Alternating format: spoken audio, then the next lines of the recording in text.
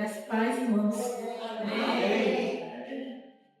Só um minutinho para ligar o celular para acompanhar a hora, senão eu não encontro, né? Louvado seja Deus por essa manhã. Louvado seja o nome do Senhor. Glória a Deus. Vamos nos reunir aqui nesse lugar. Queria dizer mais uma vez que estou muito feliz de estar aqui com minha família. Estou feliz demais, demais, demais, demais. Agradecer mais uma vez a acolhida, o carinho, o amor, que eu sei que é sincero. Glória a Deus. Mateus, capítulo 28.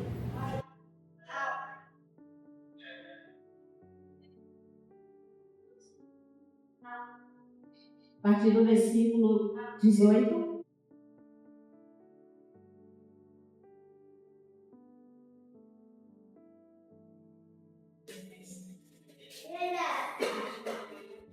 Amém?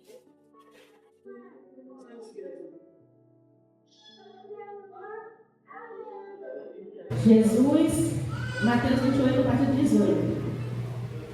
Jesus, aproximando-se, falou-lhes, dizendo: toda autoridade me foi dada no céu e na terra.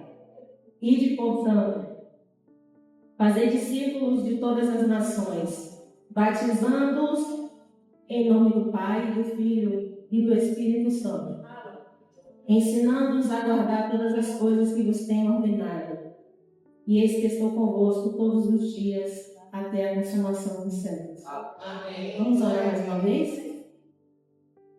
Pai de amor, Pai de graça, de bondade, aqui estamos, ó Deus, diante da Tua santa presença, diante, meu Pai, da Tua majestade, por meio do Teu Filho Jesus, que nos abriu um caminho até o Senhor, que nos deu acesso ao trono da Tua graça.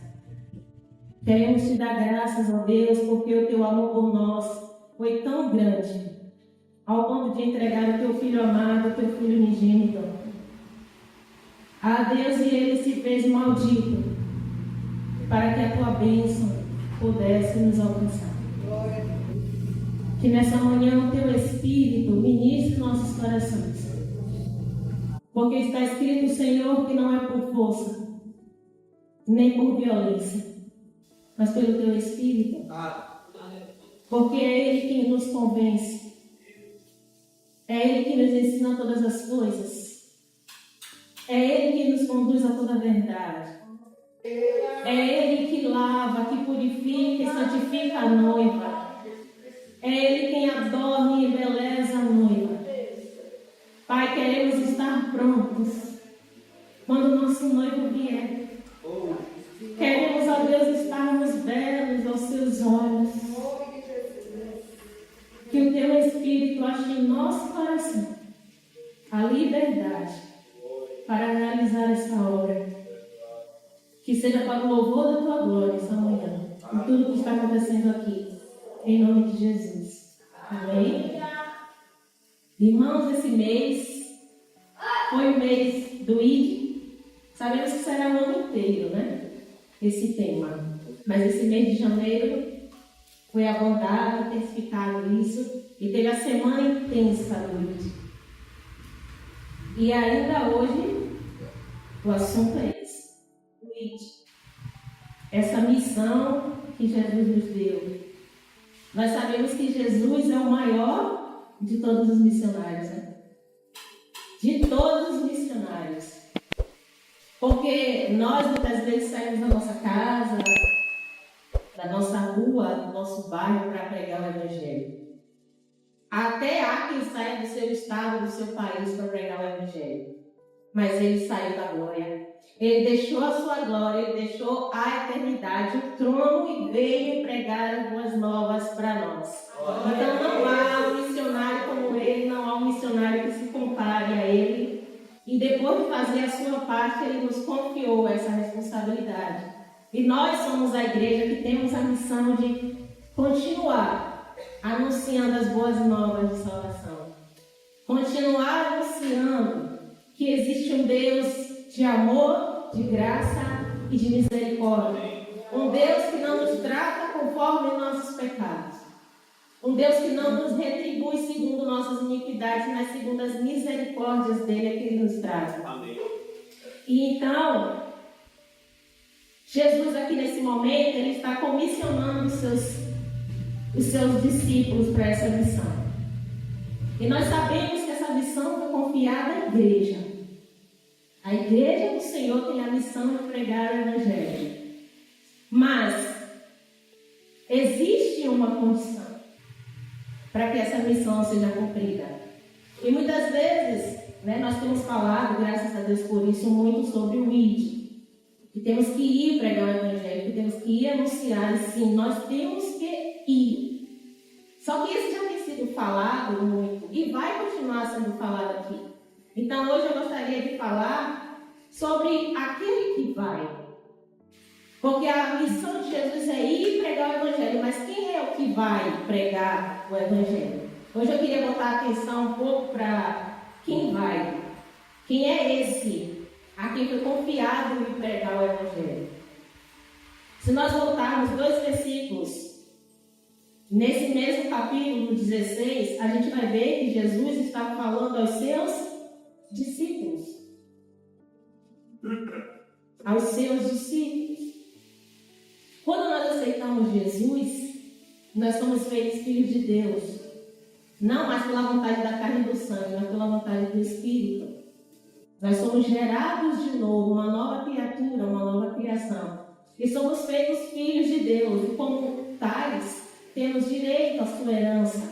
Nos tornamos herdeiros da sua glória, da salvação, da eternidade, como filhos. Porém, ser filho de Deus não significa ser discípulo de Cristo. Todo discípulo de Jesus é um filho de Deus. Todo discípulo de Cristo é um filho de Deus. Mas nem todo filho de Deus é um discípulo de Cristo. Todo discípulo é um filho, mas nem todo filho é um discípulo. Aí eu dei uma pescadinha para ter uma definição. Ainda que nós tenhamos uma noção, mas é bom, sobre o que é ser um discípulo de Cristo, um discípulo de Jesus. E preste atenção ao que diz. Aqui é uma das definições, porque são muitas. São muitas. Mas algumas das características e dos atributos de um filho, de um discípulo de Jesus. Ser um discípulo de Jesus significa ser um seguidor e aprendiz dedicado. Um seguidor e um aprendiz dedicado, buscando ativamente imitar os ensinamentos,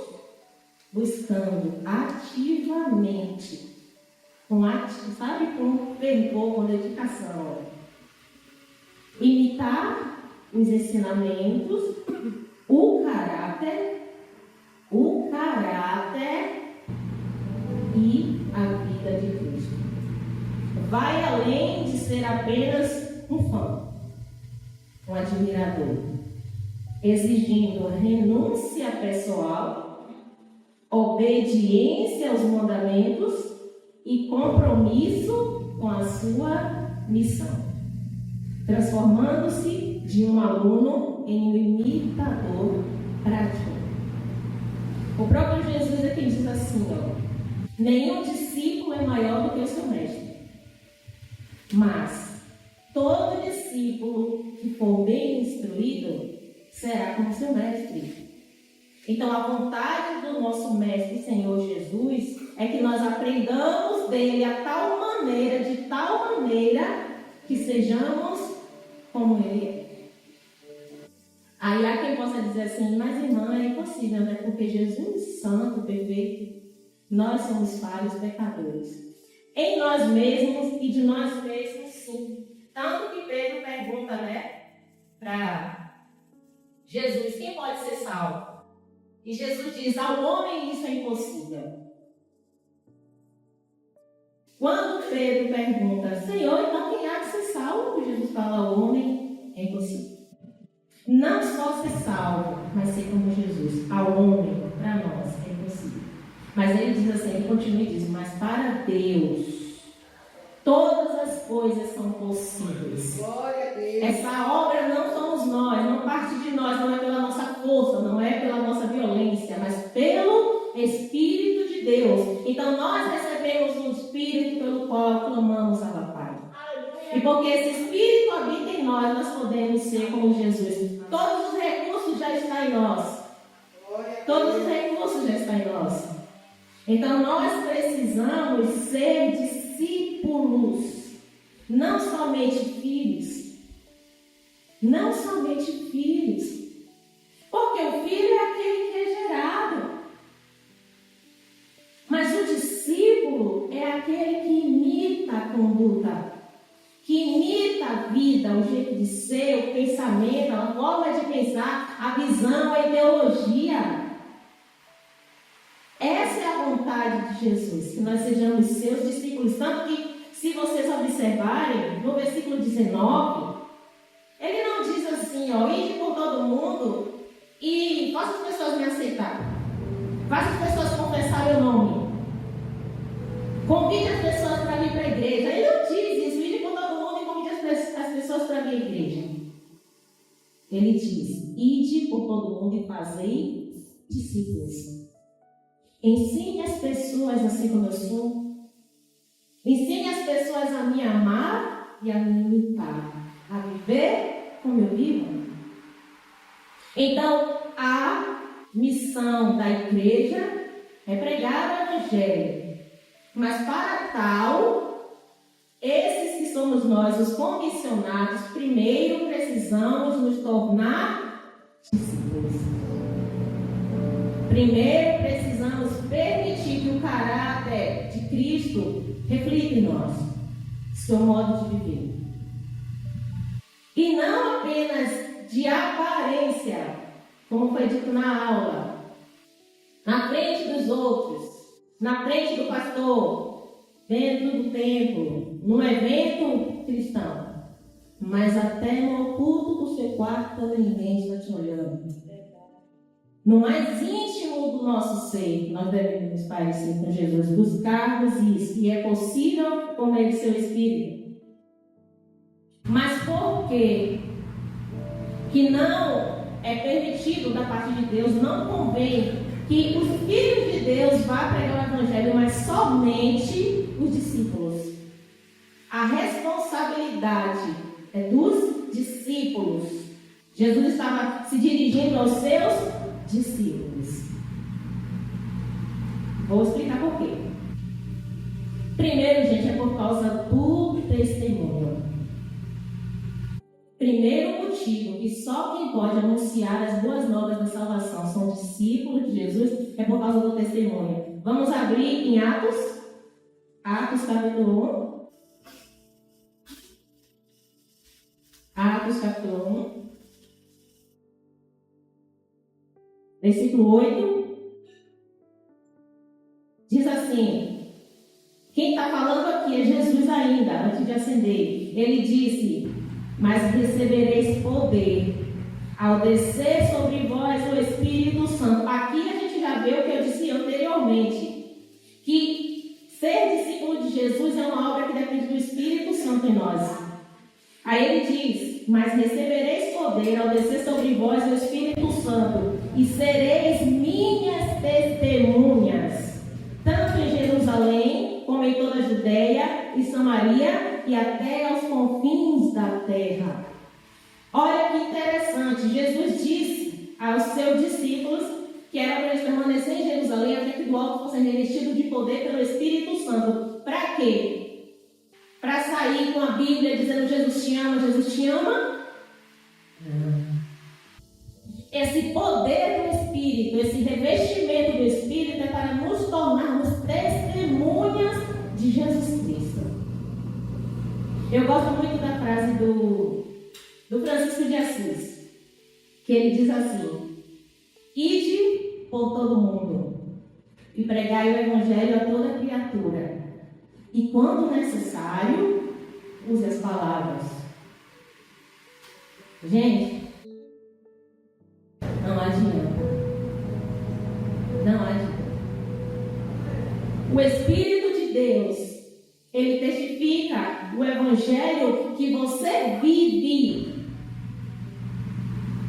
Não é o Evangelho que você fala.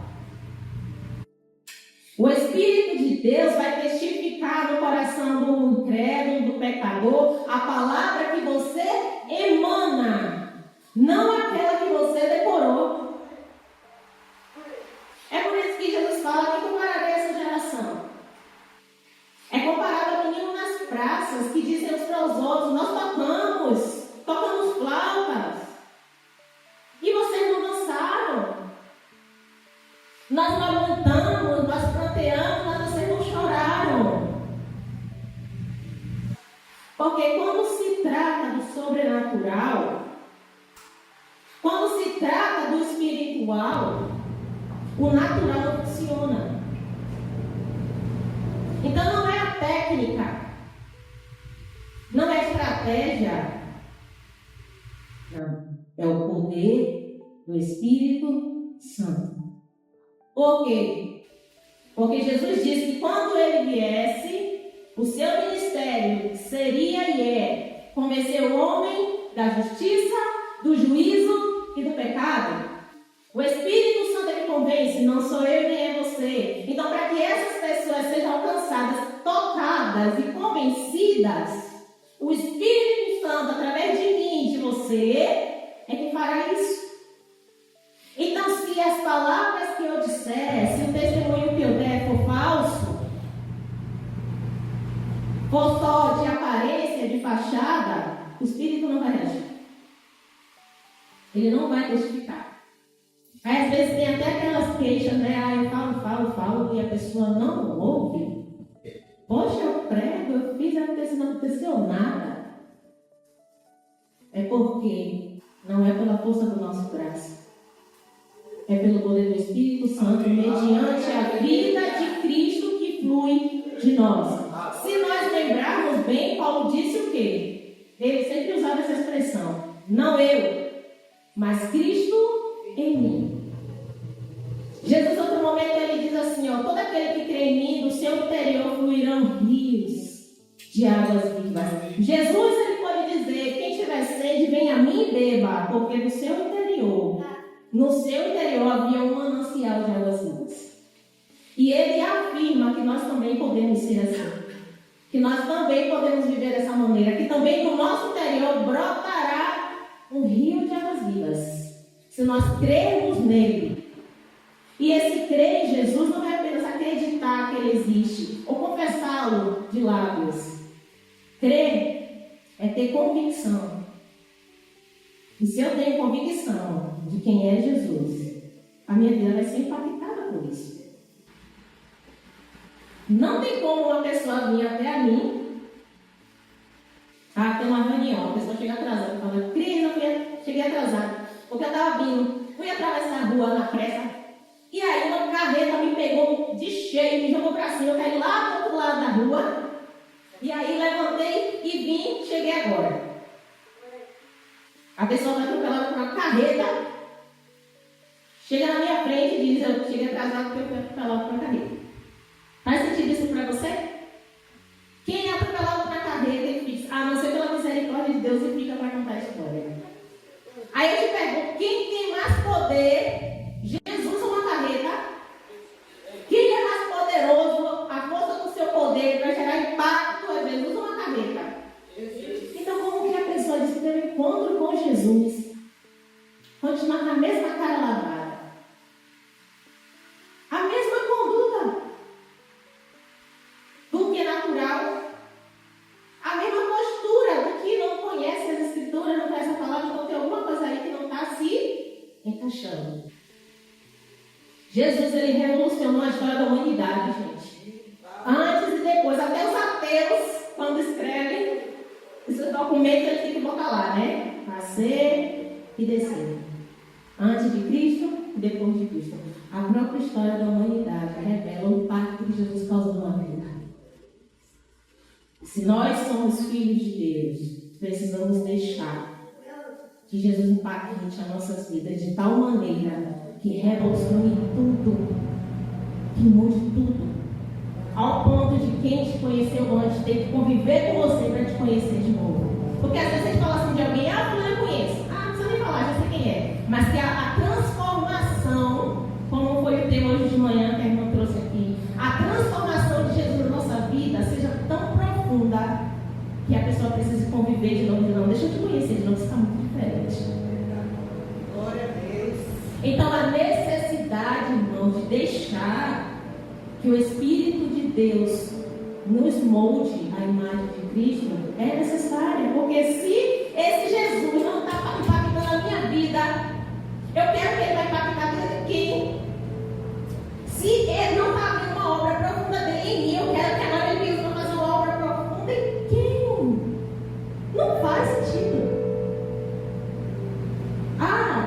Jesus pode transformar a tua vida. E a pessoa olha para quem está falando isso e fala, gente, o Evangelho é santo, é glorioso, é algo muito alto, muito elevado. Não dá para brincar desse peixe. A Bíblia diz que Deus não se deixa estabelecido. E que de Deus ninguém zomba. Ô irmão, bota a Bíblia debaixo do braço. Sai falando, Jesus tem obra na sua vida, Jesus te ama. E achar que Deus está satisfeito com isso, que é o suficiente para Ele, para o Deus que entregou o único filho para morrer por mim e por você. Ele deu tudo. A gente não quer renunciar a nada. E aí depois bota a postura de crente e vai falar de Jesus. Não é assim que funciona. As pessoas vão ouvir por respeito, vão ouvir por educação, mas aquele abalo da pessoa ir para casa e aquela palavra ficar ali dentro, e a pessoa não conseguir dormir, aquela ação que só o Espírito de Deus pode fazer, vai ficar faltando. Então, Jesus confia a missão de ir aos seus discípulos, aqueles que não vão escandalizar o seu nome. Porque às vezes a gente escuta assim, eu para ser crente igual fulano, eu estou aqui no mundo, estou melhor. Caloteiro, desonesto, toma emprestado, não devolve. No trabalho é o último a chegar, o primeiro a sair. Em casa, grosso, mal educado, preguiçosa, filhos rebeldes, desobedientes. Irmãos, são tantas condutas que a última coisa que a gente vê é Cristo ali. E as pessoas estão nos observando, porque se eu observo as pessoas, eu acredito que as pessoas também me observam. E são nas mínimas coisinhas. E eu não estou dizendo que você vai conseguir isso sozinho. O Senhor sabe. Como diz Davi, me concebia em pecado me concebeu, minha mãe. O Senhor conhece a nossa luta. Ele conhece a nossa luta. Ao ponto do próprio Paulo dizer, miserável homem que sou, quem me livrará desse corpo de morte, porque o que eu quero eu não faço, mas o que eu não quero, esse eu faço. E toda vez que eu quero fazer o bem, o mal está pertinho de mim, para tentar atrapalhar. Mas também a Bíblia diz, tudo é possível aquele que crê. E se crermos, veremos a glória de Deus. Deus não nos chamou para vivermos nos arrastando e capengando aí pela vida com o evangelho raso, medíocre. Não. O Senhor, Ele tem uma imensidão de graça, de poder, de dons para fluir através das nossas vidas. E Deus anseia que nós aceitemos isso. Porque viver de forma contrária a isso é negar quem você é. Ele diz, eu não chamei você para viver como cauda. Eu vos coloquei como cabeça. Não para viver por baixo, mas por cima.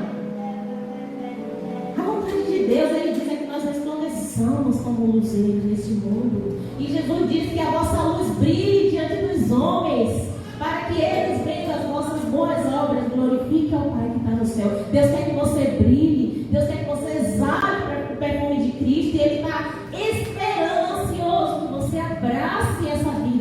sua. Porque quando nós vivemos de uma forma contrária ao que um discípulo de Jesus deve viver, nós estamos negando a nossa própria essência. Porque nós não somos poucas coisas. Somos santuário do Deus Altíssimo. Somos embaixadores de Cristo aqui. Eu tenho uma amiga que ela está em outro país. Mas quando ela precisa resolver algum pepino, ela tem que procurar a embaixada do Brasil lá no país que ela está. Imagina o mundo ter que me buscar, te buscar para resolver causas espirituais, porque eles não dão conta. Eles não dão conta. O mundo te procurar porque está precisando de paz. O mundo te procurar porque precisa de um conselho, de uma direção. Ora por mim. Minha irmã, ora por mim. Meu irmão me deu uma palavra. Gente, isso é glorioso. E a vontade de Deus é glorificar o seu nome em nossas vidas. Então entenda, só ser um filho, só não é porque ser filho de Deus é tudo. Mas apenas como filho você não consegue. E pregar o evangelho. Você precisa ser um discípulo.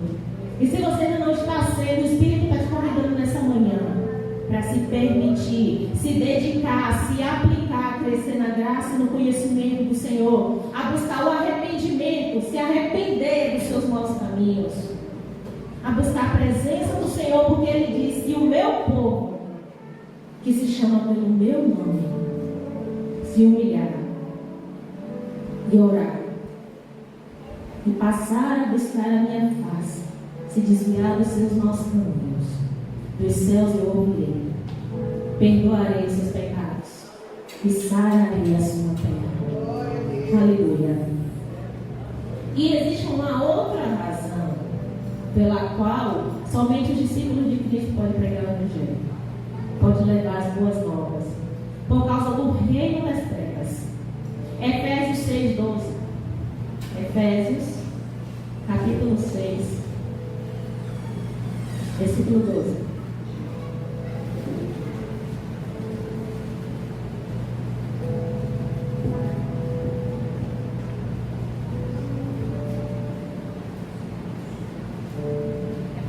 Efésios 6:12 diz: presta atenção, em nome de Jesus, porque a nossa luta não é contra o sangue e a carne,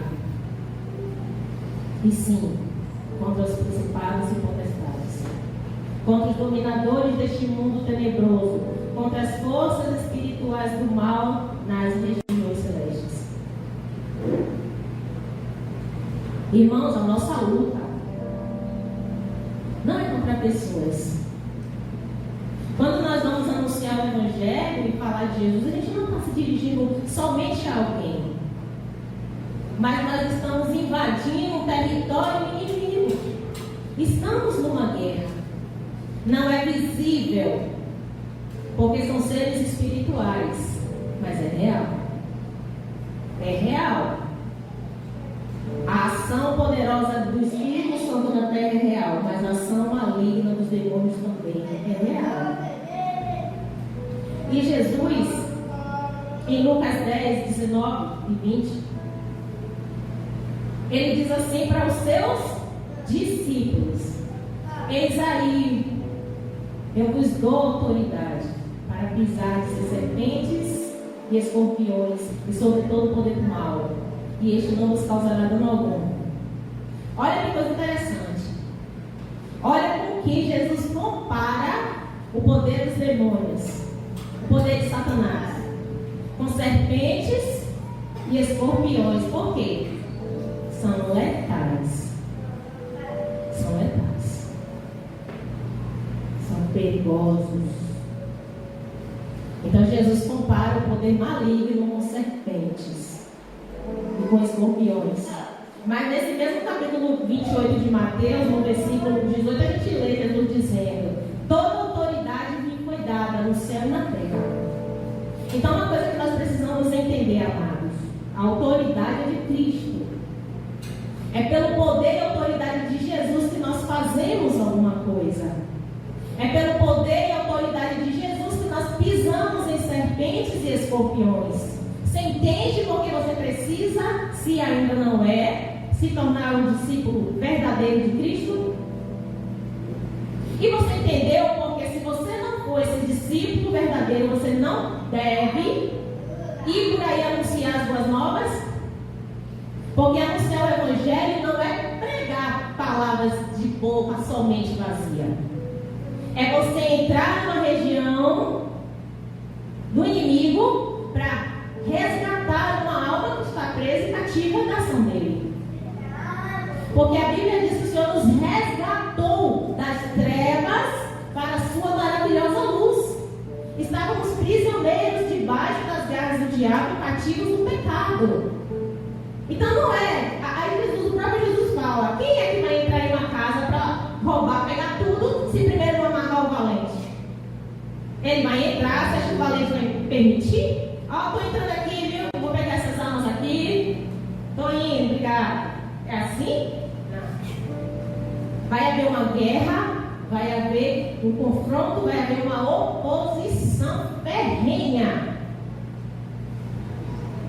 E esses seres são letais, violentos e perversos, dominadores deste mundo tenebroso, espíritos malignos, exércitos malignos, que não está brincando. Olha o mundo aí como é que está e diga se ele está brincando.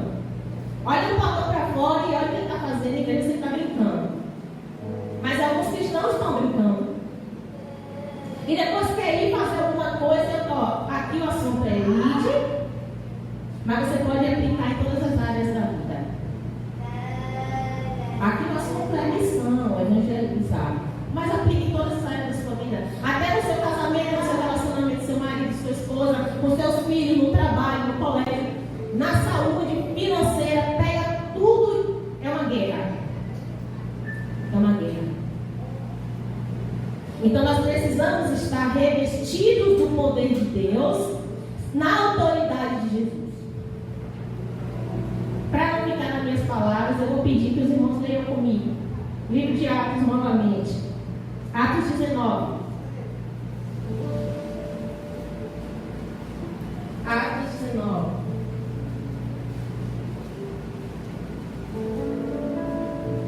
A partir do versículo 13. Eu acredito que a maioria, eu espero que sim, conheça essa passagem. Amém? Para ganharmos tempo, eu vou ler. E alguns judeus exorcistas ambulantes tentaram invocar o nome do Senhor Jesus sobre possessos de espíritos malignos. Uma pessoa estava possuída por espíritos malignos, dizendo: esconjuro-vos por Jesus a quem Paulo prega. Os que faziam isso eram 7 filhos de um judeu chamado Seba, sumo sacerdote. Mas o espírito maligno lhes respondeu: conheço a Jesus e sei quem é Paulo, mas vós, quem sois? E o possesso do espírito maligno saltou sobre eles, subjugando a todos, e de tal modo prevaleceu contra eles que desnudos e feridos fugiram daquela casa. Chegou este fato ao conhecimento de todos. Assim, judeus como gregos, habitantes de Éfeso, veio temor sobre todos eles e o nome do Senhor Jesus era engrandecido. Eles foram expulsar demônios sem a autoridade de Jesus. Eles foram expulsar demônios sem o poder de Jesus, sem a vida de Jesus fluindo neles, sem a comunhão verdadeira com Jesus, sem a aliança firmada com Jesus, sem uma vida de entrega, de obediência e de renúncia a Jesus. E o demônio não respeitou. Não respeitou e ainda machucou muito eles. E ainda os humilhou publicamente. A história se espalhou ao vexame. E tudo filho de quem? Do sumo sacerdote, ó, tudo crente. Filho de crente. Para você ter noção. Quando Jesus enviou os discípulos para fazer a missão, e eles voltaram, eles voltaram alegres, regozijados, porque os espíritos malignos estavam se submetendo a eles. Aí Jesus disse: não se alegre por isso. Não se alegre porque os espíritos malignos se submetem a você. Se alegre porque o nome de vocês está escrito no livro da vida. Em outras palavras, não é a vocês que eles se submetem, mas a mim. É o meu poder E isso aconteceu porque o nome de vocês está escrito no livro da vida, no livro do Cordeiro. Porque aquele que anda em comunhão verdadeira com o Cordeiro, o nome está escrito no seu livro. E ele mesmo confessa este diante de Deus. Então, quando a pessoa vai na autoridade do nome de Jesus, Jesus fala, sabe, ele carimba e diz, é meu, pá. E aí não tem para ninguém. Aí as cadeias são quebradas, os ferrolhos são destruídos, os demônios são subjugados, aquelas almas são libertas, a enfermidade sai, a tristeza, a depressão sai, as vidas são restauradas, são curadas, são transformadas pelo poder do Cristo que habita em nós pela sua autoridade. Mas só discípulos têm acesso a esse poder. Porque Jesus disse, eis que vos dou poder a quem é os discípulos. O fato de nós sermos filhos de Deus não nos confere essa autoridade. Porque qual é a diferença? A diferença é que o discípulo é o filho maduro. O discípulo de Jesus é o filho maduro. É o filho experimentado. É o filho responsável. Esse é o discípulo. Aí você acha que o pai vai dar uma arma a uma criança de 5 anos? Ou ela vai se matar, ela vai matar o pai, ela vai fazer estrago. Uma criança com uma arma carregada de 5 anos de idade. Ou nem vai conseguir manejar, vai deixar cair, não tem habilidade. O discípulo é um filho maduro, experimentado, que tem habilidade, que está capacitado, que tem estrutura. Então, quando Jesus vai confiar tão grande poder a meninos, a filhos que já deveriam estar comendo alimento só quando ele está bebendo leite, filhos que ainda ficam de bico porque alguém não deu a paz do Senhor, filho que ainda fica muado porque esqueceram do aniversário dele, não botou o nome dele e a foto dele no grupo, numa guerra travada contra demônios. É sério mesmo? Mas é sério. Sim. Ainda tem muitos filhos de Deus que são bebês. Mas o Pai está chamando para crescer. Porque Ele tem o alimento que dá o crescimento. Paulo disse: Paulo plantou, Apolo regou, mas Deus é quem dá o crescimento. Então, se eu quiser crescer, o Senhor está aqui para isso. Se você quiser crescer, amadurecer, o Espírito Santo está aí para isso. Então, meus queridos, é tempo de crescer. É tempo de amadurecer. É tempo de se permitir ser moldado à imagem e semelhança de Cristo. E não ter algo maior. E não ter outra prioridade, senão segui-lo e ser como Ele é. Mas aí, às vezes, tem aqueles que fala assim, não, ele não está falando isso, isso aqui é sério, porque ela está mostrando ali na Bíblia, está escrito, eu não estou qualificada, então eu vou ficar quietinho no meu canto, né? Já vai assim planejando, né? Vou ficar quietinho no meu canto, a partir de hoje, se alguém me perguntar de Jesus, eu falo, mas não vou estar me envolvendo com muita coisa não, porque eu já vi que é sério, eu não estou nessa posição, ó. A parábola dos talentos que Jesus diz alguns capítulos antes, ele fala de um senhor que distribuiu talentos e depois foi para o pai. Viajou. Quando nós nascemos em Cristo, em Deus, nós recebemos 12 talentos.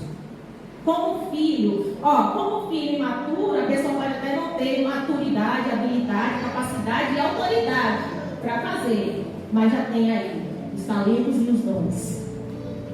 E tem a responsabilidade de multiplicar, porque quando ele voltar, ele vai me pedir conta e ele vai te pedir conta. Então você não tem para correr. Você só pode crescer. Você só precisa ser, sabe? Você não tem para correr. Porque se você está capacitado, vai ser pauleira. Mas se você também fica e não faz nada, quando ele vier, vai ser mais pauleira ainda. Não tem. Ele te quebrou na emenda. Só tem que crescer. Só tem que avançar. Só tem que olhar para o alto. Só tem que permitir que ele faça. Porque é ele que vai fazer, irmão. Mas nós precisamos permitir. Nós precisamos permitir. Então abra seu coração, se você ainda não está vivendo, você não conhece isso, de uma maneira digna do Senhor. Se ainda teu coração é dividido entre Deus e o mundo, se o seu amor ainda é compartilhado, o Espírito nos chama nessa manhã ao arrependimento. O Senhor quer que nós sejamos inteiramente livres. O Senhor não quer que haja no nosso coração nenhum ídolo, nenhum rival.